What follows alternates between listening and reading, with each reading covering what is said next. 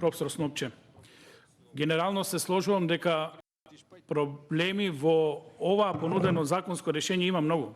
Затоа што ние во суштина разговараме за финансирање и буџет за пари, а никој не сака да дојде и да го објасни проектот, прво и основно. Второ, бараат од нас одговорност да се задолжи држава за 70 милиони евра, а никој надлежен, нити од транспорт и врски, нити од град Скопје, не го презентира проектот.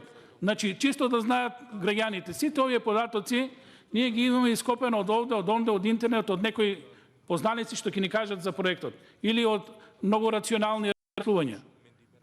Едноставно, ова е понижување за собранието.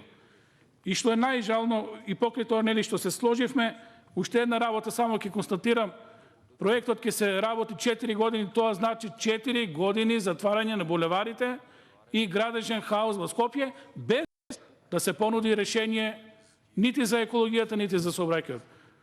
Решаваме нешто што едноставно е предизборен маркетинг за градоначалникот на Скопје. Решението не е осмислено, не е функционално и не е добро. Благодарам.